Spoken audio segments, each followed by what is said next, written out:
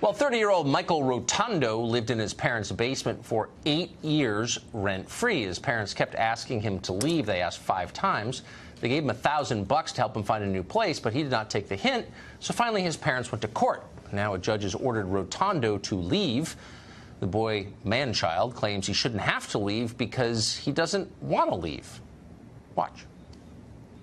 I'm not a burden to them in the home. They don't provide laundry or food. It's really a moot point for them to seek me to be ejected. Kathy Uru is the founding publisher of Catalina Magazine. We were interested to know what she thought of Mr. Rotundo. She joins us tonight. So, Kathy, he's 30 years old, but he says he doesn't want to leave. Right. Should he be forced to leave? But why? I mean, a third of 18 to 35-year-olds in this country live with their parents, so he's actually normal. And Michael loves his mom. He wants to be with his mom. What's so wrong with that? He loves his parents. So he's normal, and he wants to be with his parents at a time when he's not ready to move on.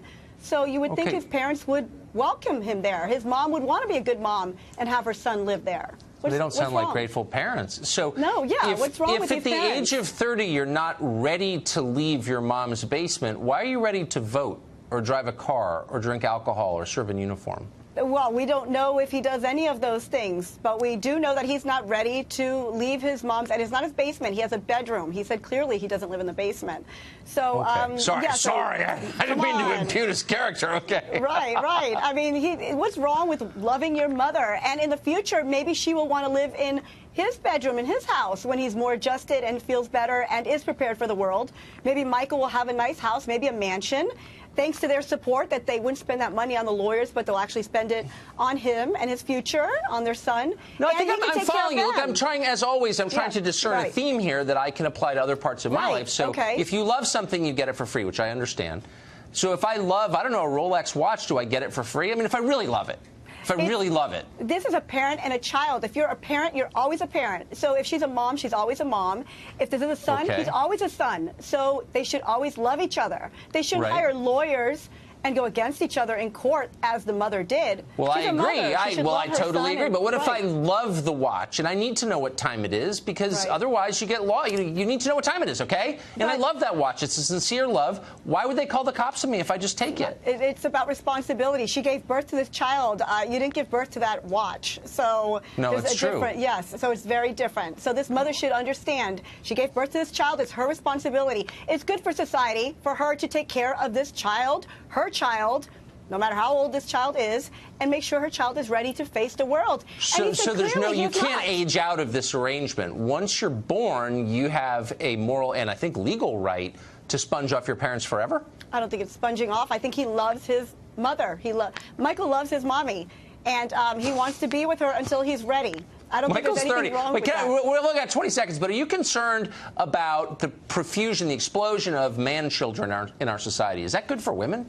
Women and men, 18 to 35, are living at home with their parents. A third of millennials are living at home with their parents. So this is what's happening right now, and we seem fine as a society. I mean, it's Make America Great Again, right? We're great. We're a great society. I don't think living with mom when you're 30 is making America great again. It's a sad, brave new world that we should resist at all costs. But whatever, we disagree. Kathy Uru, it is great to see you, as always. Thank you. Thank you. On Tuesday, a New York State judge ordered a 30-year-old man to clear out of his parents' house. Michael Rotundo, he didn't pay rent or do chores. Basically, he's a tiny version of Congress. And so he was finally sued by mom and dad after he refused to leave. A self-employed businessman.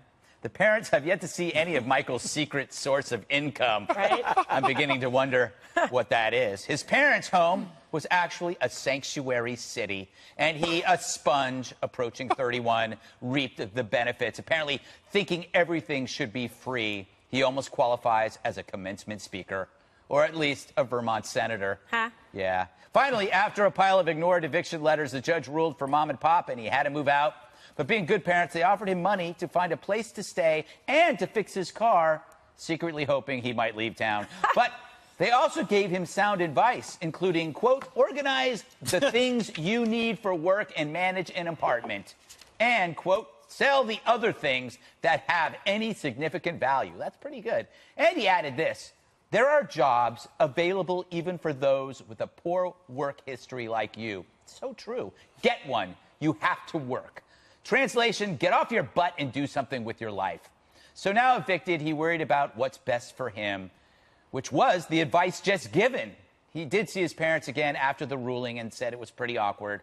On the bright side, he could always move into a Starbucks. Oh, my gosh. This is the problem. That's why I'm going Dunkin'. Dunkin' Donuts. Yes. They wouldn't allow any of this. You know, Kimberly, this guy's all over the news. It's going to be on Martha McCallum tonight. I know. I'm That's gonna very be good. excited. Moved in with my mom when I was 23. I stayed for a year. I thought it was pretty good. Is this kid pushing it? Yeah, I think he's pushing it because then didn't he go back to their house after Yeah. the judge told him get a Yeah, life, that's get a awkward. job, and then he's like, knock, knock, who's there? Me again. Mm-hmm. Yeah, so he's showing up to he's probably going to go find some unfortunate individual that'll take him in because he's got his 15 minutes of fame and they're like taking selfies with this guy.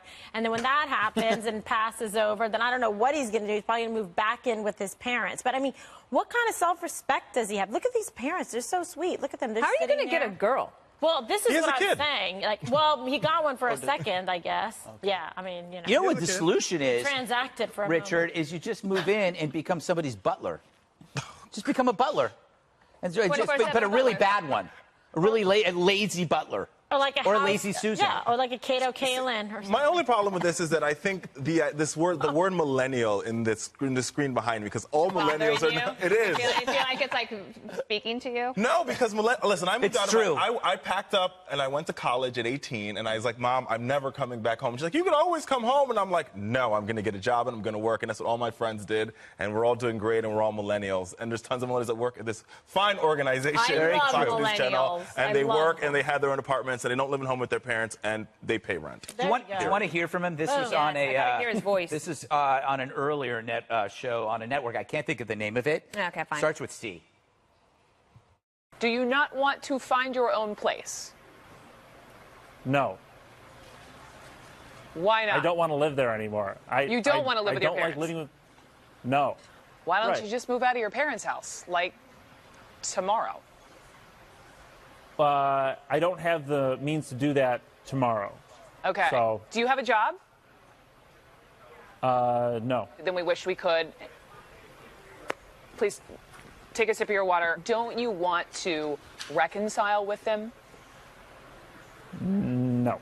Oh, my God. Oh, boy. He needs a media I coach. kind of feel bad. Yeah, do you feel bad for him? Do you think there might be? I always feel bad for everybody. Yeah, you do. But then he's doing the TV, and he could have moved out. So it's like, how bad should you feel? I think that the lure of being on TV, like you think, oh, well, I'll go on TV and I'll tell my story, but you're not necessarily, not everybody can talk when they get in front of a camera. It seems like a little camera shy. Well, I'm sure hopefully Martha he's- McCallum will be able to Yeah. pull a little more out of him. Hopefully he's Yes. warmed up for Martha. He's just so bad at being a deadbeat. It's like, if you want to stay at your parents' home How do you forever, do it, you can Pete? probably figure Tell it out. us, Pete, how do you be a good deadbeat? Have a little side Inform job, us. you know. Side job. Make them dinner No, do once the every di- couple Do some weeks. chores. Do a couple chores you don't really want to Take do. out If the you're trash. a nerd, you do it, and they give you another year. Yeah, as a yeah. result. Instead, he's like, I will do nothing. Yeah, yeah, And yeah. You will have to evict me. Yes. I mean, That's a weird thing, having to go to court over Why your don't they just, family. mean, but why don't you just unbelievable. They tried to call evict the him. cops? That's what I would do. And They're the very parent, I mean, how helpful. hard is it? If Ronan comes home, it's going to be open arms. Could I it be called the that police and because 6 came over. It was Here's- amazing. I'm going to defend him and say that because we're living longer, 31 is the new 13. I agree. No, that's what they think.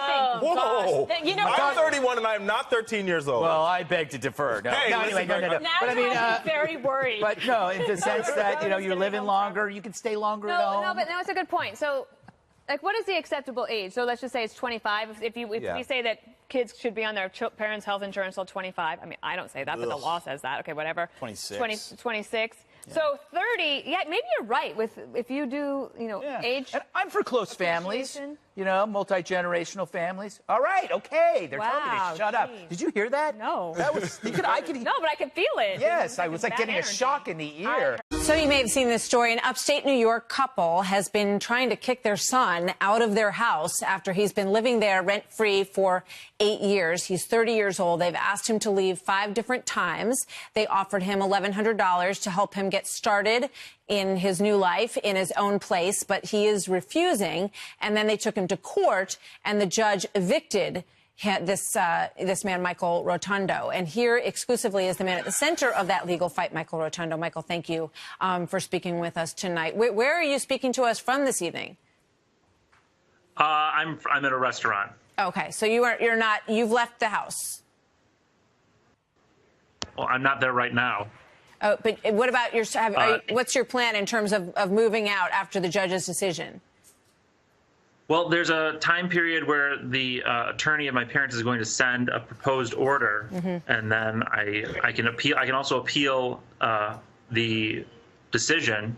But there's a lot of different things that there's a lot of possibilities. But what it boils down to is that I don't want to be there. I've been trying to get out for years, and it's not for this particular circumstance with the court case regarding it. It's not so much that